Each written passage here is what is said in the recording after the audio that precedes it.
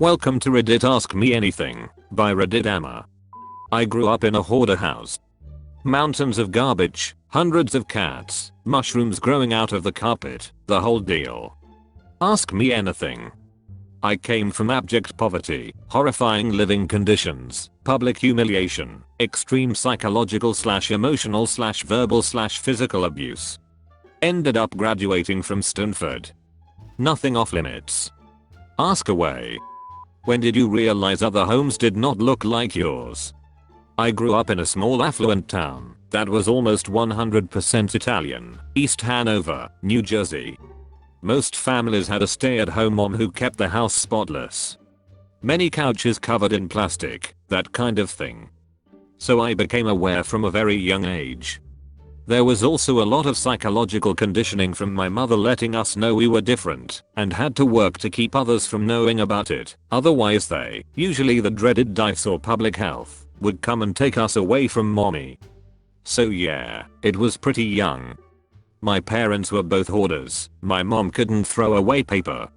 Whether it was junk mail, old bills, coupons, newspapers, magazines, etc.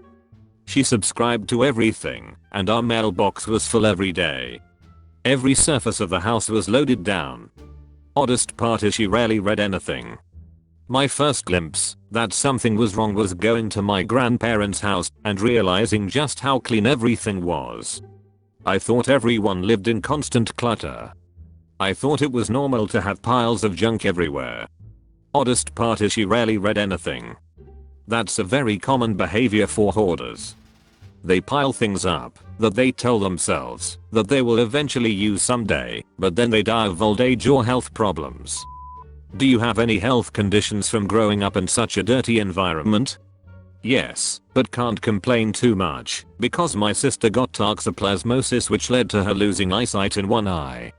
I got scarlet fever at a young age, which caused a lot of complications because it went untreated and became rheumatic fever.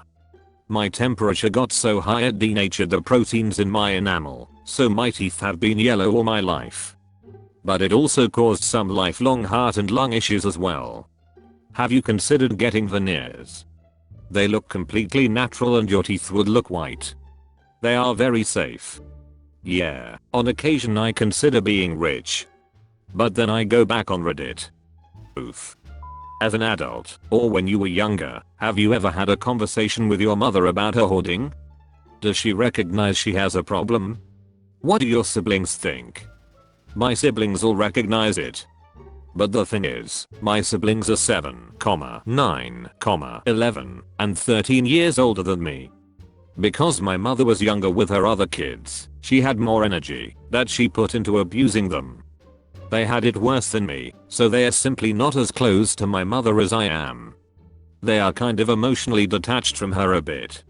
Even mentioning the word hoarding around my mother will cause her to scream like someone in a horror movie going through an exorcism. She is not a fudging hoarder! 11. The way she acts almost makes it seem like she knows deep down she has a problem, but never would she ever admit to having a fault. She is a textbook narcissist. Incapable of showing weakness or admitting to any fault. My siblings and I joke that, in our entire lives, we don't think we've ever seen or heard my mother apologize for anything ever. Every mistake she's ever made in her entire life has been someone else's fault. Every one. She'll fudging oversleep for work and it's my fault because she had bad dreams the night before because of a movie I watched 4 years ago. She likes watching the show Hoarders to make fun of the disgusting people on it. Often after visiting someone's house, she'll talk about how their house isn't that nice or clean. It's so fudging delusional. I wonder if other people actually understand what the word surreal means like I do. I dated a guy like that. He was completely oblivious to the fact that he had a serious problem, but would always point out afterwards if someone's house was slightly messy. He actually asked me to move in, and I did briefly. He would always complain about how I needed to organize my stuff and put it away because it was taking up too much space. Like, 1. I didn't have any stuff because I kept my apartment and left everything there too. Even if I had stuff, there would be nowhere to put it away because there literally wasn't even anywhere to put myself. He died of a heart attack last year, but I still have dreams where he is a ghost sitting on top of piles of trash and making sure we don't throw stuff away because one day he might need 5 gazillion plastic forks. Is he haunting me because I was right when we broke up and I told him that he was going to die alone, surrounded by trash, having never loved anything but his mother? I'd haunt you. Are you a hoarder as well? No. When I was younger I had similar tendencies. I'd feel irrational emotional attachment to some things and take longer to throw them away. I kinda had my mum's tendency to think of things as having feelings, like, I've had that sweatshirt for so long, he'll be so sad if I throw him away. I can't do that to him, he's been so good to me. I don't often have those feelings anymore, but they help me understand her a bit more. More frequently I almost revel in throwing away everything, even stuff I end up needing later. My grandparents were hoarders, and my parents are what I call pack rats, but not full-on hoarders. I noticed in my 20s that I had the same tendencies you speak of, irrational emotional attachments to things. A few years ago I read The Life-Changing Magic of Tidying Up by Marie Kondo, and she had some great techniques for getting past that. I'm so sorry that you had to live like that, but so glad you've moved on. Thanks. Sounds like an interesting book, but if anything, my roommates and girlfriends, when I ever have them, would complain that I'm maybe a bit too tidy/organized. Ha. Seems like a natural response, though. You're doing better than me. I'm a digital hoarder. I have irrational emotional attachments to tabs. Edit. So, I logged in for my morning let's see what the wonderful world of Reddit's up to today, and got a ton of BS replies to this. I'd like to remind everyone that 1. I straight up acknowledged in what I said that it's irrational. 2. If you've never dealt with a hoarder before don't reply, because honestly it's not helpful, and 3. Those who are replying with just stop being depressed, it's so freeing, type shite go away. It's seriously not helpful to anyone. I'm not going to just close up all the tabs. Today isn't the day I'm going go seek help either. Thanks, I appreciate your well-meaning, but no. My mother also doesn't let go of shite. I try deleting her cookies, and she gets upset. I once found like a virus with a picture of a sparkly wavy Jesus and she freaked that I was trying to delete Jesus. Said it for accuracy the Jesus wasn't wavy, he was waving. Like his hand would go up and down. I think it was like GIF. Sparkly wavy Jesus. I'll let all that go, but tabs. Oh man, so much good stuff I haven't gotten to read yet. I'm also ADHD, so this is a big problem for me. That said, I'm pretty good at wrangling it to the digital space, and I notice how bad I'm about this is directly dependent upon how much stress I'm dealing with in real life as well. The more stress, the more tabs. Once I found 26 mail tabs scattered throughout the various windows. It's ridiculous. I know it is. But, it's better than not being able to live in my house. Do you close the browser at the end of the day? I just realized I accumulate tabs through the day, but then close all simultaneously at the end. I wonder if there's a way to install a timer that will start closing tabs after they haven't been looked at in a while. Hell no.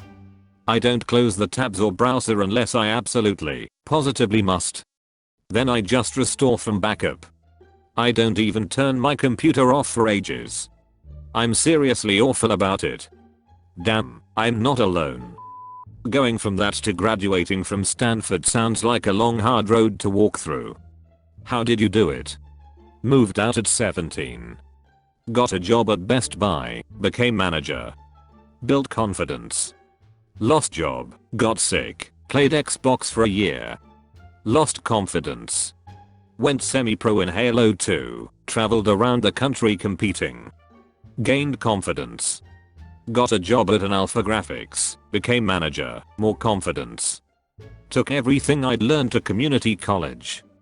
Double major in varied subjects. 4.0 GPA. President of Student Government. President of International Honors Society. Traveled around the country giving motivational speeches to college students, 2400 on the SAT, and a personal essay about a hoarding mother that practically wrote itself. Did you ever roll against the pros in Halo 2? My friend once got us into a small LAN with an no-shite pro squad that were runners-up for one of the tourneys. I remember them being stupid good. I was the pros in Halo 2. Not to brag, but yeah, I was up there. One of my teammates late in my career actually went on to become one of the greatest. My last team was actually the beginning of Ambush, with Kill 3N, Gunch 0T, and Igata Pisto 1A. And from what I understand, Justin, Pisto 1A, went on to win it all. That's pretty fudging cool, man. Massive Halo fan, always have been. What was your pro alias, if you don't me asking? Same as my username. Wormspike, you're my favorite. You would latch onto this comment, you twat. Did you ever try to help by cleaning things yourself? If so, how did your mom react? Holy tacos. We grew up in a 3-bedroom house. My 3 sisters all slept in one tiny room. My mom slept in the master bedroom. And the 3rd bedroom? Yeah, that was the spare room. Filled floor to ceiling with shite. Garbage bags stuffed with old clothes and broken toys. TV guides going back years. Cardboard boxes, etc and etc. You literally could not open the door because it opened inward. So for a good few years, literally, no one went into that room. It was just, you just didn't even bother. My brother and I slept on the floor in the living room. For years. No heat, on the disgusting floor where the cats pissed and shite. Sometimes I slept with my mom, but he always slept on the couch or the floor. One year he decided he'd had enough. We were going to clean out the spare room and make it our bedroom. We threw out a bunch of garbage in secret. Worked really hard for days. Got our own furniture and surprised my mom. I think that happened in like 0.95. I'd say my mother had a year-long meltdown after that. She didn't buy my brother birthday or Christmas presents for like a decade after. To this day she will lose her fudging mind if you bring up the spare room. Cleaning was literally the only sin we could commit in our family. My sister had an abortion at like 15, and it was NBD, and we never talked about it. But the spare fudging room? That's like the fudging, remember the Alamo shite? How is your brother's relationship with her now? How are the rest of your siblings doing? My oldest sister lives in a 2-bedroom with 18 cats and 1 kid that she pretty much stole, lol. Not kidnapped, don't call the cops or anything. No one would marry her because she's a crazy punt and she couldn't afford in vitro, so she got pregnant with some guy and then broke up with him and didn't tell him 4 years later. Mayo. Her place is clean, but she's obsessed with cats, as though she didn't get enough of that shite when we were kids. She is an affectionate person, but can't show those emotions to other humans because she's as narcissistic as my mother, so she needs animals to care for. Otherwise, she's the world's biggest asshole. My second sister is great. 4 kids, successful husband. They just had a kid with Down syndrome though, and a ton of health problems that's putting strain on their relationship. Third sister is a wreck. 4 kids with like 5 last names from 6 different ex-cons. Her kids are so fudged up from not having any real parents ever. She's literally such a bad mother that almost no one in my family even speaks with her. She's so fudged up. My mother actually lives with her and is more of a mother to her kids than my sister is, and if you've been following this thread, you should realize how fudged up that is. My brother is the only other man in the family, so we bond over having to constantly bail our sisters out of their crazy shiz. He's a good guy, but with some severe inferiority/security issues. Makes no sense, because he's handsome as fudge, 6'1", funny as hell, and a great singer. WTF do you have to be insecure about? Anyway, he's a struggling alcoholic. Last year he tried to quit drinking and had a couple seizures and a stroke. Light brain damage, but fell off the wagon recently, so this month he's in rehab somewhere. He married an awful woman, but I don't think they'll be together much longer. If your siblings were to write a paragraph describing you, what do you think they'd say?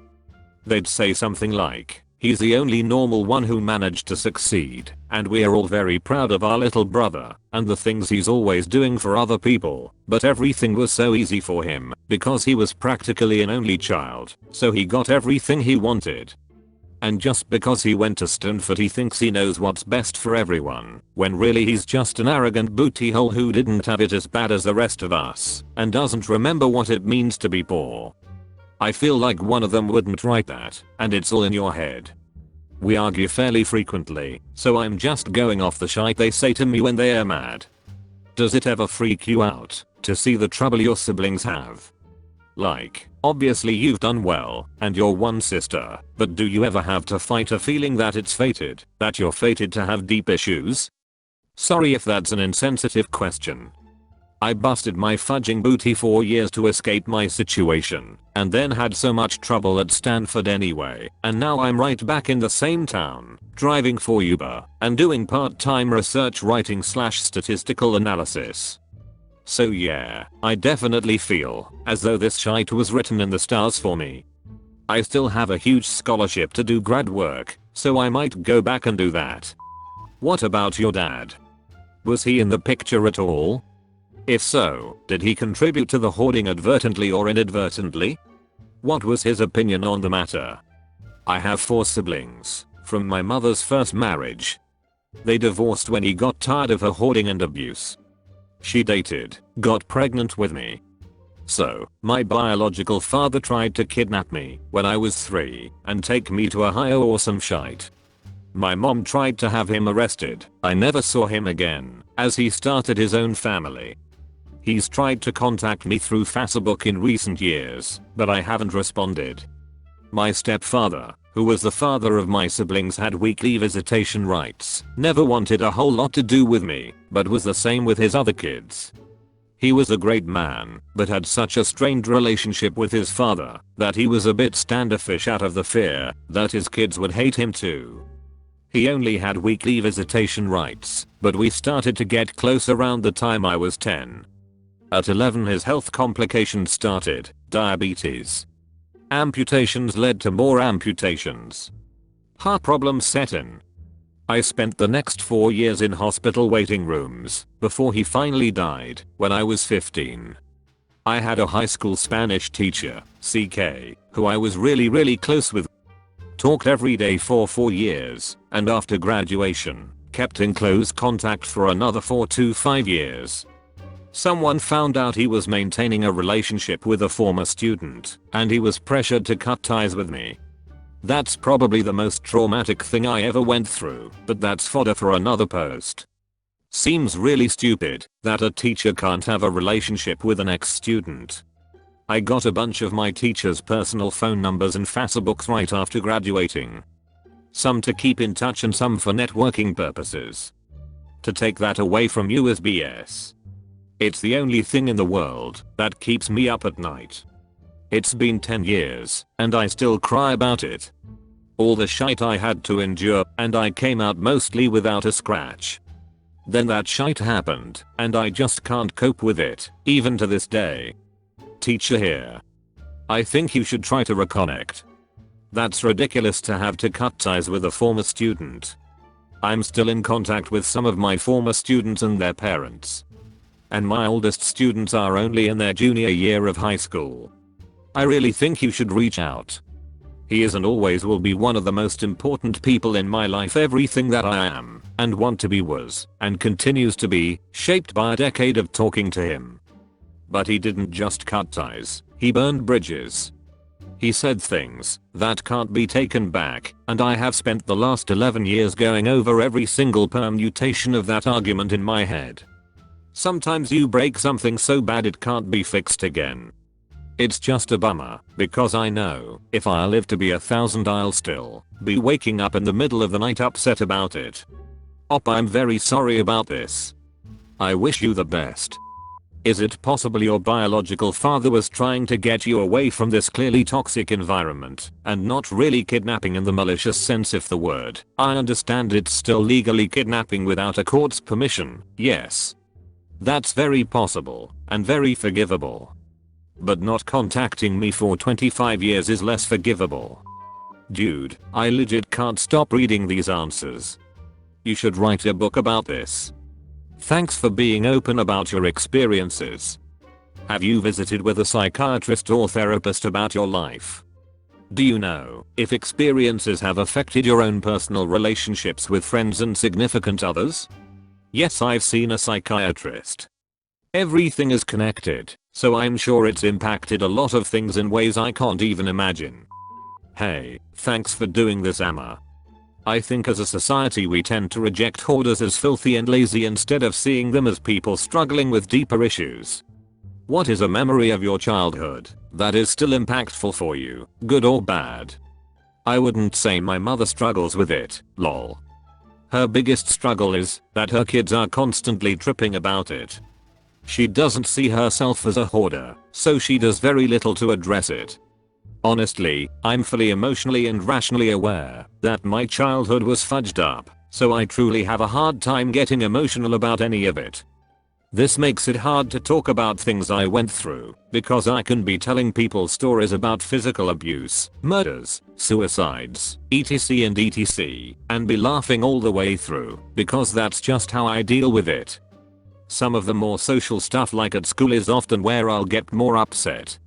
I'll throw out a few highlights of things that kinda stung, even though I was so callous to everything. Being invited to pool parties, but not being allowed in the pool because the other kids were afraid they would catch paw or make fun of me for being too dirty. My pool isn't your yearly bath, that kinda stuff. Making the newspaper because my mom had 100 cats or 4 wild animals plaguing the neighborhood because of our trash going to school, and finding the newspaper on my desk so all the students and the teacher could laugh at me. Shite like that. The more difficult stuff came in later years, when I was trying to figure out who I was and who I wanted to be, and realizing that I had no real family to lean on, and either teachers aren't emotionally prepared to hear the shite you're going through, or you have to be metaphorical about everything you talk about with them, or they'd have to call the authorities. Dude, a teacher and 2 kids were the ones who told me my dad was in the newspaper for being a drunk, and then showed me the arrest report. No one in my family had any idea he even drank. Even my mom. It was world shattering.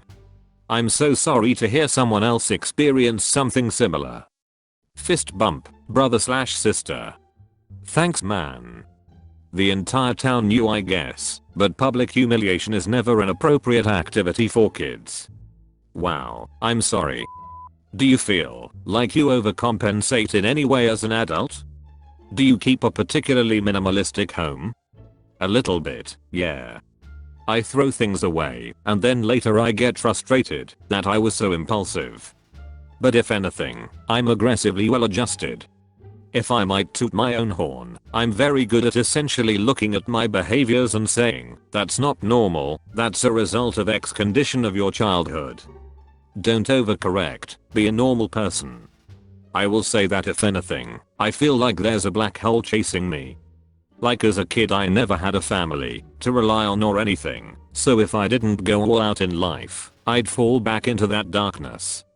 I feel like I have to work 10 times harder than anyone else for the same amount of success, because I have to support and help my circus family constantly through, honestly, a book's worth of ridiculous episodes ranging from murders, Christmas suicides, homelessness, addiction, etc and etc. Any thoughts as to why she is like that? Any other mental issues besides the hoarding? My mother has a bunch of siblings, but they were much older. She was an accident. Her parents lived through the depression and stressed the importance of never wasting anything. That's part of it. Because they were older, she was also a bit lonely and didn't get much attention. She has epilepsy and really bad scoliosis, and kids used to call her Ant Woman because she was hunched over and shake all the time. Then at 15 or so she was in a really bad car accident that left her in a body cast for a year and a half, missing out on high school. Her friends used to claim they were going to come over, so my grandmother would clean the house and make dinner and put my mom's hair in ponytails with bows, and then she'd just sit there all night waiting for them, and they wouldn't come. Just a lot of awful stuff like that. Then when she got the cast off and went back to school, the kids were really mean to her for having missed time, for the casts, for the wheelchair, and still for the shaking and scoliosis. My mom got a lot better in the following years and was very pretty. Landed a semi-famous rock star. They got married, had 4 kids, and she had everything she dreamed of. Then he left her because she's cray-cray and she lost everything. I think that was the moment that she started holding on to everything in hopes of having another family and another house and another life someday. She still has like wedding presents of shite from like the 80s that she talks about using when she gets her own place someday. And yeah, I'd say that on top of the hoarding, she has paranoid personality disorder, narcissistic personality disorder, and probably a bunch of other shite. Who knows, at a certain point it all just bleeds together. She's really calmed down over the years though. The part about her friends in childhood has eviscerated me. Saddest thing I ever heard. Yup. Have you ever watched any of the TV shows like Hoarders? Because my grandparents were hoarders, I watch these shows to try to learn how someone goes down that path and signs to look out for. Do you think their methods actually help the people on those shows? Sometimes I'm conflicted about whether or not they truly solve the problem. Yes. In fact, as many people who come from those houses will likely tell you, that show changed my life. Until that show came on, I'd never seen another house or another family like that ever. Putting a name to it, hoarding helped me to cope with it and reconcile the situation. Learning phrases like obsessive compulsive hoarding also made me look at my mother as more of a sympathetic character. Learning about triggers and stresses also helped. What does frustrate me though is seeing the people on the show understanding triggers and then stepping on those pressure plates and upsetting these people just for good television. That brought me to tears a couple times because I felt like they were victimizing people. The issue with my mother is she refuses there is anything wrong with her. She's a good Christian woman who loves her children, therefore she is perfect. All else aside, she doesn't have health benefits, so there'd be no treatment available for her, even if she were to admit she had a problem. I knew there was something that bothered me about that show, and now I realize that's what it is. It totally seems like they are sometimes exacerbating the situation to make drama. Thanks for replying. I hope your mom comes to see things clearly. Those people are naturally dramatic and will freak out when confronted with evidence of their own dysfunction. Especially when confronted by a group of people ganging up on them. But the show definitely tries to throw away things they know the person isn't going to let go of. They also refuse to acknowledge that for some people, letting go of one bag of garbage in a day is a huge emotional ordeal for these people, and they just have a team of people throwing shite out by the truckload and expect them not to reach a meltdown point. It's like, I could probably cope with watching a kid get murdered. It'd be hard, but I could manage to call the cops and deal with the situation. But after watching 30, I'm going to have a breakdown at some point. Did you ever bring friends over? I think I could list for you every single time I ever brought a friend over my house. Once my friend Katie came over for a birthday, maybe 7 or 8. We jumped on my bed for a few minutes, while her parents cautiously sat on a couch. About half hour later they bailed in a hurry. Antonio came over to watch cartoons, but the heat was bad, so I'm sure it smelled worse than normal. He bailed pretty quickly. Brad came over a handful of times in high school after we'd moved to a new home in the same town. Once things started getting messier, Brad would make fun of me in school about things he saw in our home. That felt like an incredibly deep betrayal. Then Brad lit a pile of garbage on fire, and I panicked the house would go up quickly because of all the kindling. Brad didn't come over anymore after that. Brad lit a fire inside your house. Not cool, Brad. Yeah, fudge you, Brad. It was inside my brother's bedroom too. We weren't supposed to be in there in the first place. If my brother found out Brad was lighting greasy pizza boxes on fire, he would have beat my ass like the alcoholic asshole he was. Who I fudgin' hate Brad. Exacerbating this shite for you. He sounds like Chad's younger brother. So what does a hoarder do all day? Is there a job? And if so, do you have reason to believe coworkers suspected hoarding, messy desk or car, whatever? And what about leisure time? Is the day spent watching TV? Staying out of the house? Did you go out much, or were you expected to just stay home? Can you give me a small insight to what normal was for day-to-day life? My mom is very smart and has a fantastic resume. It's actually a sad story though. She was the head financial aid officer at Mountainside Hospital School of Nursing. Eventually they changed management and she didn't want to stay / they were letting her go. She loved financial aid and wanted to stay in that field, but all of a sudden America went through this shift where you absolutely had to have a degree to do something, even if you'd already been doing it for years. So she couldn't find a job, fell into a spiral of being taken advantage of by temp companies.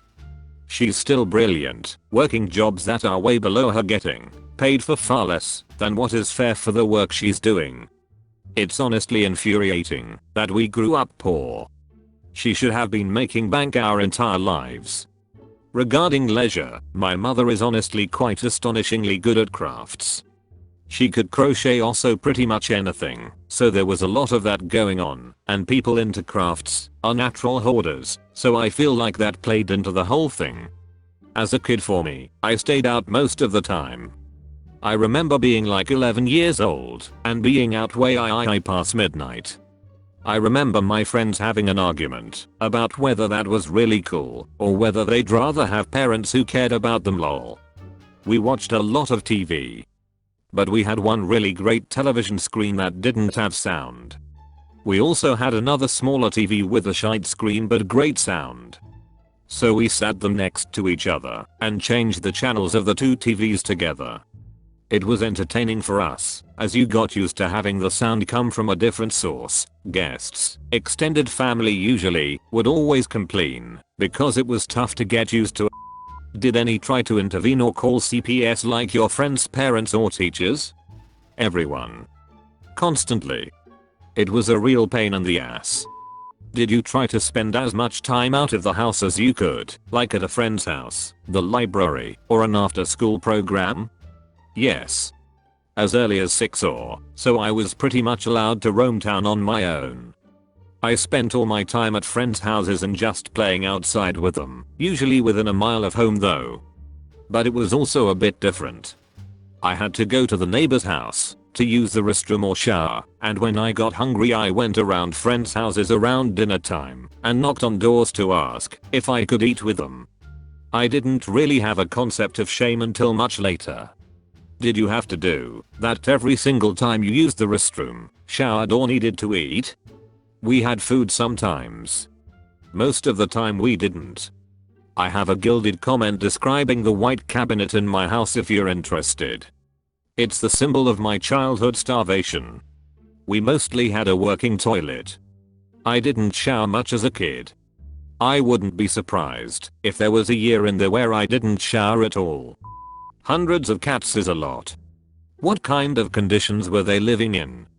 They were, by necessity, all outdoor cats. They pissed and shite everywhere. We had a cat cemetery in the backyard. Yes, they were always fed. No, we kids weren't always fed.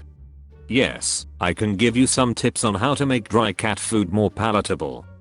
Some funny memories. You would think you were alone in a room. And then you would pour out one of those huge 25-pound bags of cat food into a bunch of those big chip bowls all over the ground and cats would literally come out of the woodwork. Behind the fridge, out of cabinets, drawers, holes in the ceiling / walls. You know how they say cats liquid? Well, sometimes the house would flood. Worst cat memory. I had a rare day of pure happiness as a kid. We all went to Six Flags. Classic childhood day for others. Go out for a day trip, have a blast, fall asleep in the car on the way home. My mom ran over my favorite cat in the world, Shadow, as we pulled in the driveway. I was inconsolable. It was late October, so it was cold out, and at like 8 to 9 years old I had to bury my favorite cat with its eyeball hanging out of its head. I was in the cat cemetery in the backyard crying my eyes out over Shadow, trying to dig in the cold ground at like 11 PM in the fog. My mom was yelling at me from the back porch to like man the fudged up, or some completely inappropriate shite. Damn, you've seen some shite.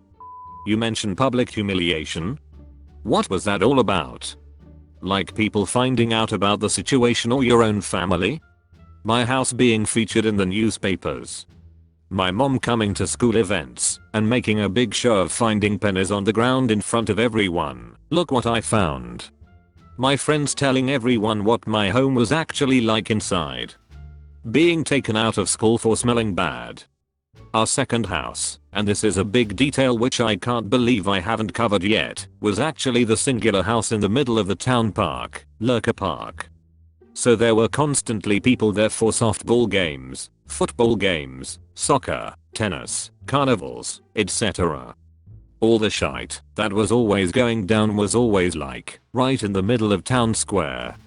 Everyone knew our grass didn't get mowed, our cars were always broken down on the lawn, the house was a piece of shite, etc. Sometimes kids would think it was funny to sneak away from summer camp or the carnival and come knock on the door. It was humiliating. On the plus side, we never had a phone. But when we moved into the park, my room was on the side of the house of the park's payphone, so I told all my friends I got a phone and would just chill with my window open and run over to pick it up if it started ringing. I still remember the number to this day, area code 973-887-9509. But then Yellow Jackets took over that phone. And then they took over that room, and we had to seal off that part of the house. But soon after that we got a phone, so it didn't matter. I know this all sounds crazy, but that's all real lol. That's the end. Thanks for watching. Subscribe to my channel, and the Taco Fairy will visit you tonight.